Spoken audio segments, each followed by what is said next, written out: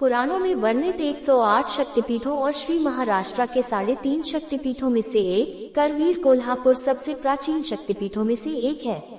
देवी सती के आत्मदाह के बाद सर्वस्याद्य शक्ति महालक्ष्मी स्वरूप आदिशक्ति महाकाली ने देवी पार्वती के रूप में जन्म लिया। देवी पार्वती को अंबिका, चंडिका, तुलजा भवानी, रेणुका, एकवीरा, जीवदानी, प्रभा देवी, कालूबाई, नव दुर्गा जैसे कई नामों से जाना जाता है। इससे पहले महाराष्ट्र में मुगलई का शासन था। सभी हिंदू मंदिरों को तोड़ दिया गया और मस्जिदें बनाई गईं। इसी समय महाराष्ट्र के 3.5 शक्तिपीठों में से एक कोल्हापुर करवीर निवासिनी मंदिर पर संकट आया। इस डर से कि देवी श्री महालक्ष्मी की मूर्ति मुगलों द्वारा अपवित्र कर दी जाएगी, मूर्ति को कई वर्षों तक एक पुजारी के घर में छिपाकर रखा गया था। वर्ष 1720 में धनी छत्रपति महारानी ताराबाई सरकार ने करवीर संस्थान की स्थापना की।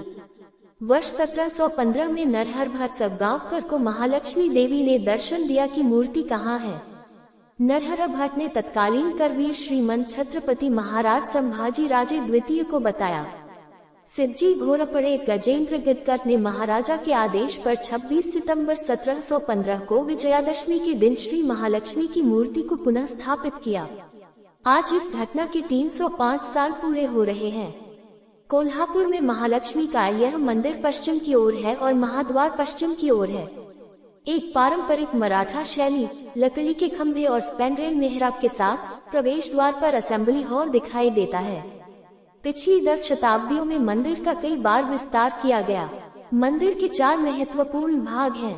पूर्वी भाग में गभरा और रंगमंडप सबसे प्राचीन भाग है। यहाँ देवी का गभारा है। उत्तर में महाकाली का गभार है और दक्षिण में महासरस्वती का गभार है।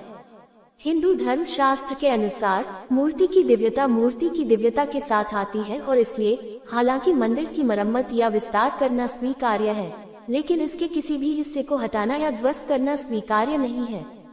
इससे पुराने मंदिरों की संख्या बहुत अधिक बढ़ गई प्रतीत होती है। चैत्र पूर्णिमा के समय एक के बाद एक उभरती और दीपों से जगमगाती 3 चोटियों का दृश्य अवर्णनीय है। मंदिर की दीवारों पर नर्तक, संगीत वाद्य यंत्र बजाने वाली महिलाएं, मृदंग, तालकारियां, वीणावादक, दर्पण, यक्ष, अप्सराएं, योद्धा और किन्नरों की नक्काशी की गई है। मंदिर की वास्तुकला की विशेषता यह है कि माघ शुद्ध पंचमी के दिन सूर्यास्त की किरणें देवी के चेहरे पर पड़ती हैं। मंदिर के प्रकार में शेषशायी, दत्तात्रेय, विष्णु, गणपति आदि कई देवताओं के मंदिर और काशी तथा मनकर्णिका तालाब है। चूंकि महालक्ष्मी एक जागृत मंदिर और मन्नतें लेने वाली देवी है, इसलिए अपनी मन्नतें पूरी करने के लिए लोगों का आना जाना लगा रहता है। ऐसा उल्लेख है कि बालाजी बाजीराव पेशवा की पत्नी गोपिकाबाई ने अपनी मन्नत पूरी करने के लिए 25 तोले लगभग 5 किलो वजन के 4 सोने के चूड़े चढ़ाए थे।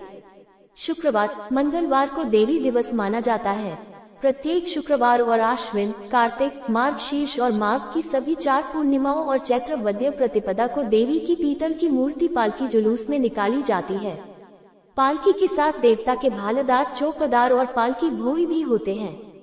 पहले संस्थान के समय पालकी के लिए हाथी, घोड़े आदि का प्रयोग किया जाता था। पालकी के सभी मंचों पर नायकिनियां नाचती गाती थी। नवरात्रि के दौरान 9 दिनों तक देवी की वाहन पूजा की जाती है। घर की पूजा में कलश, फूलों की माला, काली मिट्टी में बोया गया अनाज आदि का उपयोग किया जाता है। अष्टमी के दिन देवी की नगर प्रदक्षिणा होती है। नवसप्रियतार्थ के लिए मंगलवार और शुक्रवार को देवी से प्रार्थना करने का रिवाज है। आश्विन माह में महालक्ष्मी व्रत करने की प्रथा है। देवी को हल्दी की जड़ ले जाकर तांबे या मिट्टी के बर्तन पर छिड़क कर देवी के सामने रखकर फूंकना चाहिए। जो महिलाएं इन धुनों को फूंकती हैं, उनमें से कुछ के शरीर में वास्तव में महालक्ष्मी का संचार होता है और वे भविष्य के बारे में सवालों के जवाब देते हैं। ऐसा माना जाता है कि अगर कोई इच्छा हो तो उसे पूरा करने का उपाय भी बताया जाता है।